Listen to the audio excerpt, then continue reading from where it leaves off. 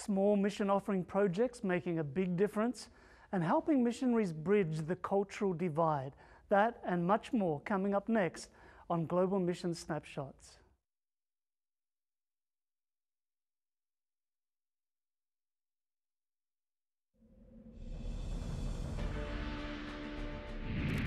Just before he went up to heaven, Jesus gave us a command.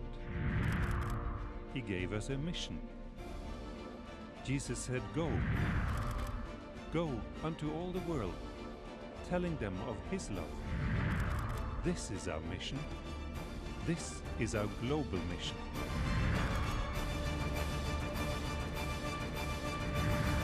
Hello and welcome to Global Mission Snapshots. I'm Gary Krause. On today's program, we'll be talking with Cheryl Doss, Director of the Institute of World Mission. She and her family have a long family history of overseas mission service. Now Dr. Doss and her team train missionaries, international cross-cultural workers for the Adventist Church. We'll also talk with Pastor Delbert Pearman, Planning Director for Adventist Mission, about projects funded by the mission offerings collected every week in Seventh-day Adventist churches around the world. We'll also meet a pastor whose background gives him a unique ability to minister to prisoners in the Philippines. But first up, let's meet a medical missionary serving in Malawi.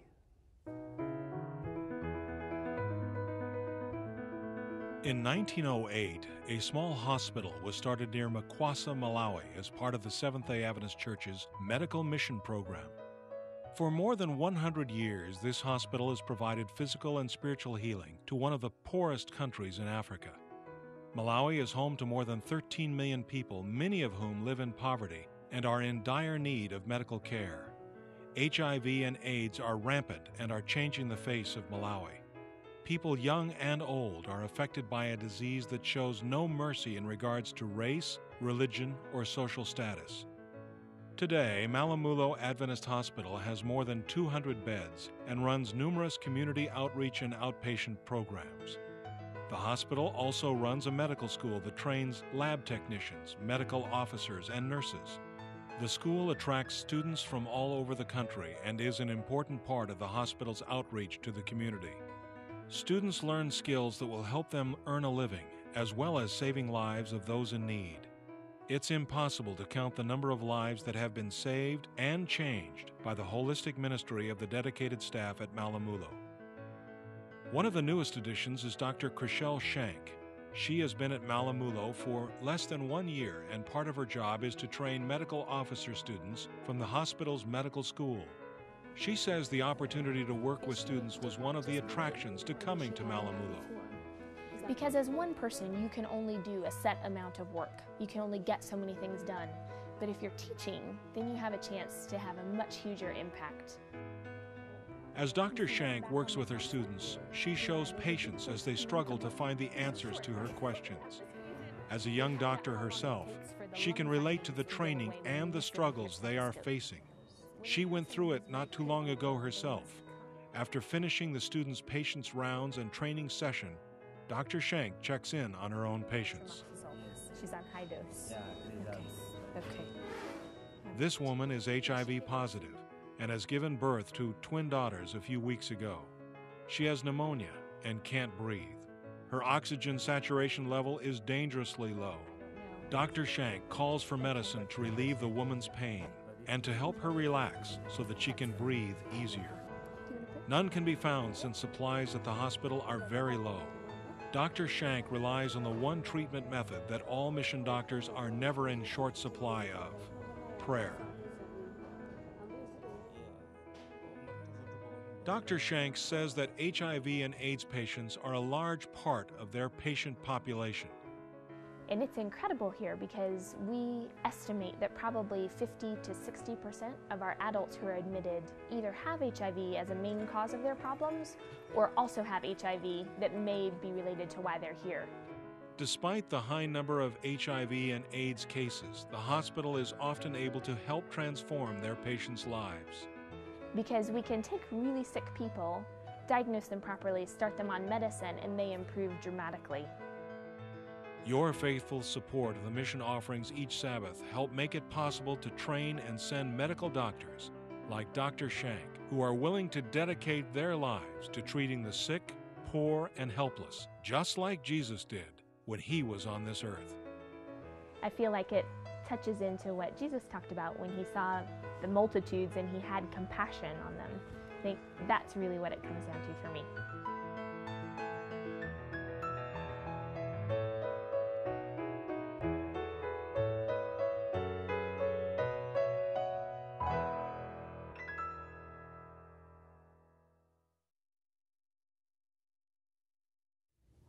It's my pleasure to introduce Dr. Cheryl Doss, who is the Director of the Institute of World Mission for the Seventh-day Adventist Church. Cheryl, thank you so much for joining us. Thank you, it's a pleasure. Institute of World Mission, what is it? What does it do? Its main responsibility is the training of the missionaries that the General Conference sends out, and also providing training materials for other missionaries, volunteers, supporting ministries, and so on, as well as being a influence in the areas of mission issues and of mission strategy and that sort of thing. That's a full load, I'd say. Yes, actually it's rather broad, isn't it? Yeah, no, the training of missionaries before they go overseas to another assignment, how long does it take? Half a day, a day? Would that it would. This is a really major transition we're asking families to take, because we mostly send married couples with children, and the children can be anywhere from babies to teenagers. And you know, moving a family anywhere in the world is difficult, but especially when we ask them to move to a new country, new language, new school system, new living arrangements, new food, everything different, new work assignments. So we spend 3 weeks with the missionaries. We do about 3 of those 3-week institutes a year, 2 of them outside the U.S. And the families come there, anywhere from 15 to 30 families at a time that are going out, and they come from all over the world. It's just an amazing group of people. So Cheryl, you are a missiologist, you're a trained academic, but you're also trained through experience. Tell us where you have worked. Well, I'm a missionary kid. My parents were missionaries in South Africa and later in the Philippines. And then my husband and I, he's also a missionary kid, went to the country of Malawi very soon after he finished at the seminary. So while we were young, our children were born there and grew up there, and we served there for 16 years. And the influence is going on in the family too, I believe. Yes. Our daughter and her husband are in the Philippines at IS. It's their 5th, our grandson, who's 7 years old, has lived in 5 countries. So this is the 5th country they've lived in in mission. And our son and his wife are in Kenya, and with their 2 daughters, and will soon be moving to Egypt. So we're a missionary family. So why is that so important to you? Why is mission so important to you? Well, because I think it's God's heart. God is the missionary God. He, from the very beginning, in the Garden of Eden, he came down to meet with humans, even after they were lost. And he sent his son to this world. He has a message for the world of his love and care, and his desire that we would all be his sons and daughters and join him one day in his kingdom. And that's what mission's about. So Cheryl, when you are training missionaries, you're training them to do something that's very important to you. Very important. We get people who are, many have worked for the church, others have not, but we hope that by the time they finish our training, they all want to be God's mission, taking God's mission to the world, not just going as doctors or dentists or others. Let's see a video right now about Mission Institute.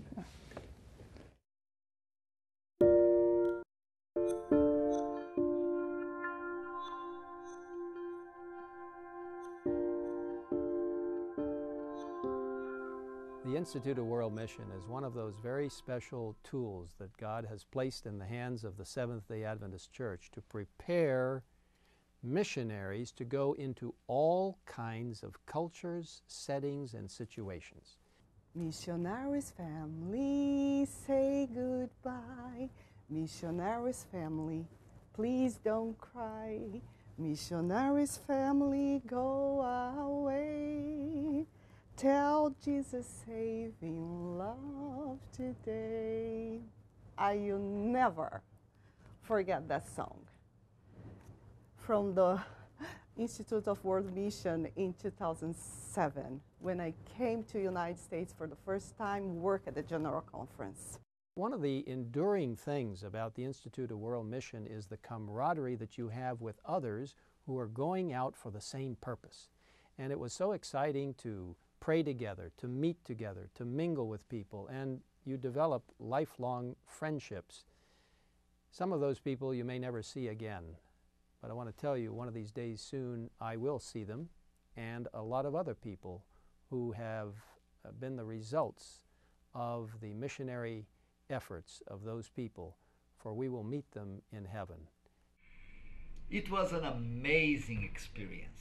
I think that was one of the best seminars that I had in all my life. To know about people, its roots, and food, and ideas, and dreams, and having that understanding, I really believe that it's helping me to look to people differently with more respect. I highly recommend this Mission Institute as a tool for everybody, because in a global world, we need to have that kind of understanding. Well, I'm very thankful for the Institute of World Mission. It was a meaningful experience. The things that I learned, how to communicate in a setting, in a cross-cultural setting, and also for the leaders who helped me to refocus my mission in my service in my new position. It was almost a year after Barbara and I had returned from the mission field when the General Conference asked us to go to mission re-entry, and we said, why? What difference would it make? We already know where to shop, we know what clothes to wear, we're not misfits anymore, but we went, and it was a life-changing experience for us. That mission re-entry program was powerful to help us learn how to deal with issues we didn't even know we were struggling with. We appreciate what Institute of World Mission did. The best benefit that the Institute of World Mission can bring to the church, helping prepare people to go out, share this precious Advent message, and invite them to be ready for Jesus' soon coming through His power, so that then we can be together forever. Thanks so much for joining us, Cheryl. Please remember to pray for missionaries who are serving all around the world.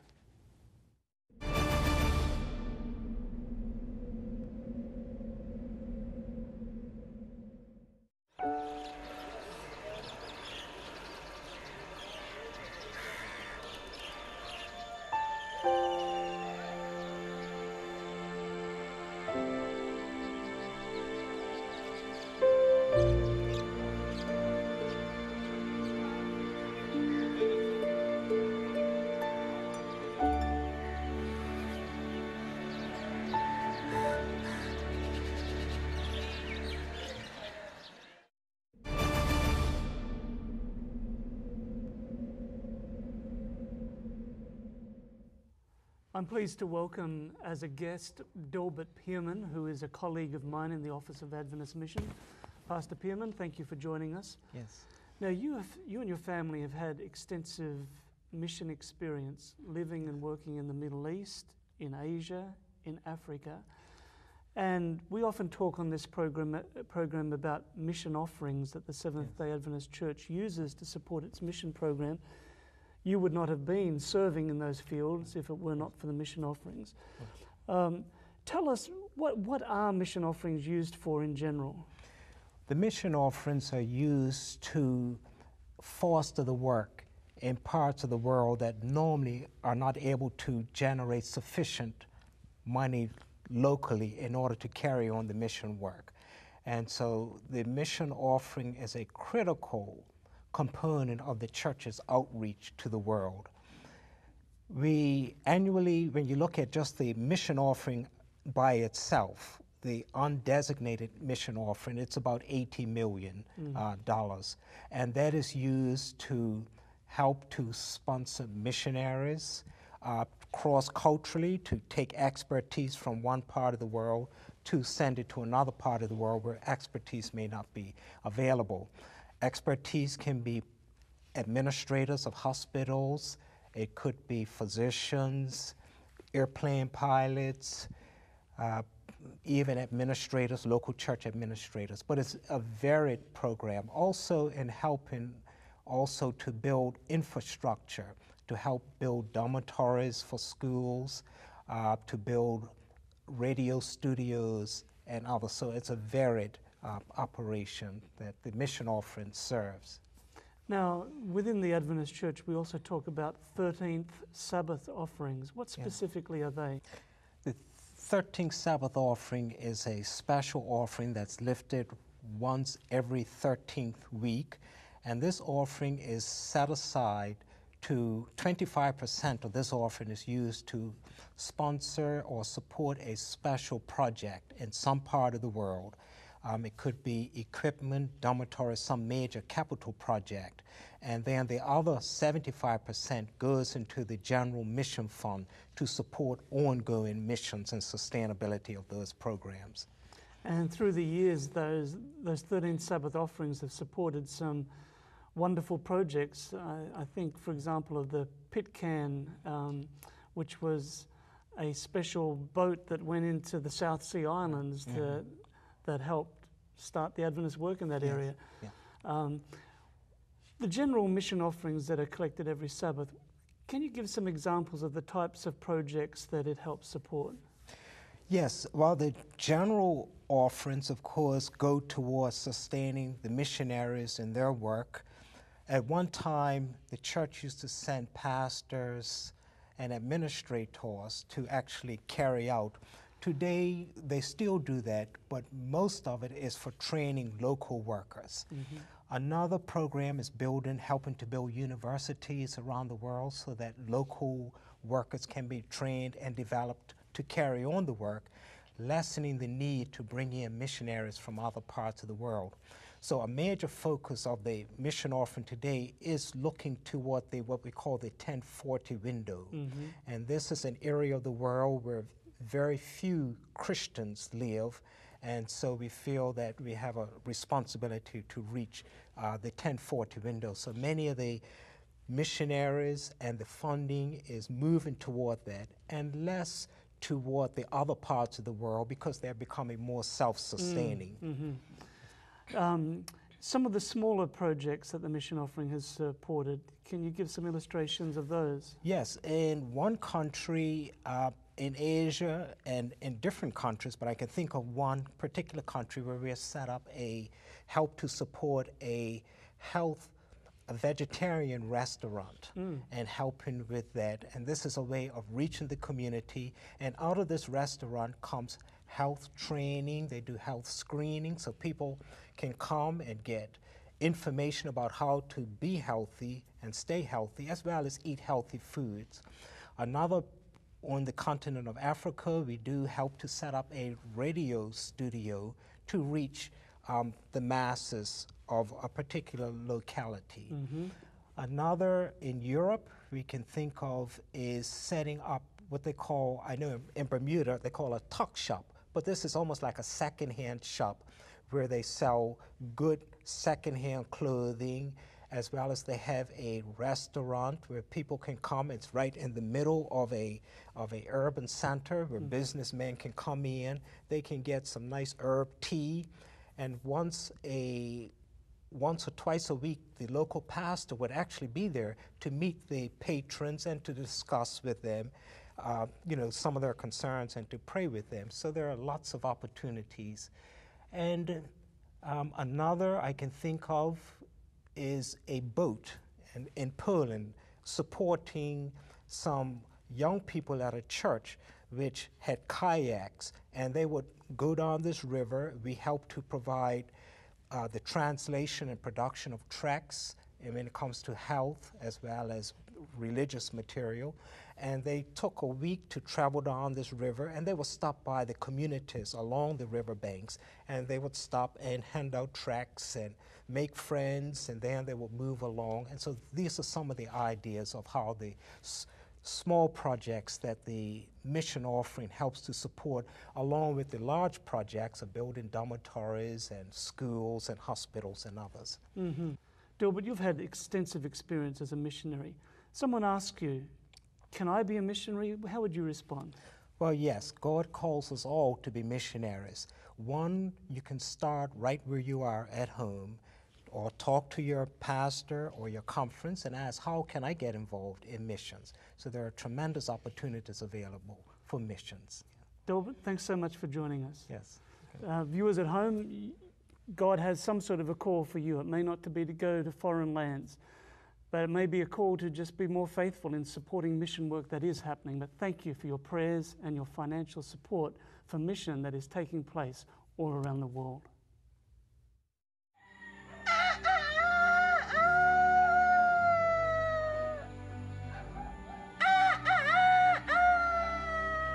Not many pastors wake up their family by sounding like a rooster, but Eugene Dela Pena is not your typical pastor. The smile on his face today has replaced the anger and hate that filled him more than 20 years ago. Eugene used to be a gang member and was first arrested at the age of 13. In all, he was thrown into jail more than 20 times. While in court awaiting trial, Eugene escaped. He spent the next several years running from the law. One day, Eugene was introduced to Pastor Nelson Paulo. Pastor Paulo wasn't fazed by Eugene's rough past. With true Christian love, he accepted Eugene and helped him turn his life around. So I was a little hesitant, but I know God provided a way that I would make friendship with him. Pastor Paulo taught Eugene how to pray, and a decision to accept Jesus soon followed. Eugene then made another choice. During the time, my perspective was changed, my desire, my priority. So I decided to go back to school, despite of my age. Today, Eugene is a pastor and the youth director for a conference in the Philippines. Once a week, he visits local jail cells and reaches out to people that were once just like him. He can relate to them in a way that most other pastors can't. Eugene knows where each of these men have come from and the journey that they are on. He has been in their shoes and can tell them that there is a God who is willing to change their lives, to forgive them for all their sins and past transgressions. The prisoners react positively to Eugene's message. Some ask him to pray for them that they will find peace and forgiveness from their troubled lives. Eugene feels that the prisoners accept him and the message that he freely shares with them. You know, inmates have their own invented lingo. They have their language, so I can easily have access to their hearts because I know their language. Maybe because I was there. Pastors around the world are changing lives every day. Each one brings a unique gift that God has given them to be a part of their ministry. Eugene's life changed when he decided to accept Jesus and when he decided to go to an Adventist school. When you support the mission offering, you are helping to provide educational opportunities to people like Eugene. This quarter, the 13th Sabbath offering will go to help Adventist schools all over the Philippines where young people can hear God's call. Thank you for your prayers and support of mission.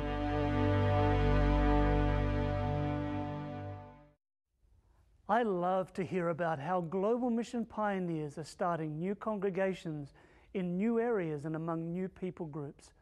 If you're like me and would like to receive a monthly newsletter packed with stories and information about pioneers and their work around the world, then simply call us or visit our website and ask for Frontline Edition, or if it's easier to remember, just ask for offer number 301. Please clearly state your name, your mailing address, and be sure to mention Frontline Edition or offer 301. Well, I hope you've been challenged and inspired by what you've seen on today's program. If you're a Seventh-day Adventist, please remember to support the mission offerings collected each week in your church. But anybody can give online at any time by simply visiting our website at www.adventistmission.org. Well, that's about it for today's program. We'll leave you with this music video called No Other Name. Until next time, I'm Gary Krause, wishing you God's richest blessing, and I hope you can join me next time on Global Mission Snapshots.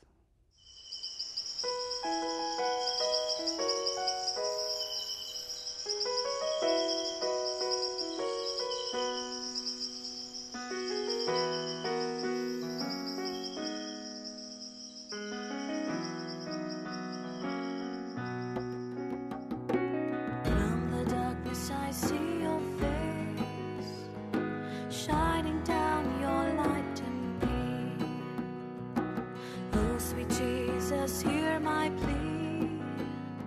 I accept your mercy, set me free. For I know no other name who can wash my sins away, and I know no other Lamb who would die for sinful man.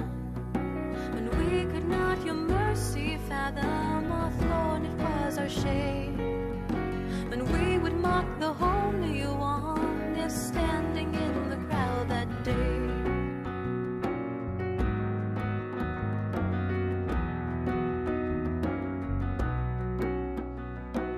From the mire I come to you, unworthy and to blame. I kneel before the wounded one. He takes away the guilt and blame. For I know no other name who can wash my sins away, and I know no other Lamb who would die for sinful man. When we could not your mercy fathom, our thorn it was our shame. When we would mock the Holy One, if standing in the crowd that day. Yet still I come to you, and open arms I find. Your mercy renews every single time. For I know no other name who can wash my sins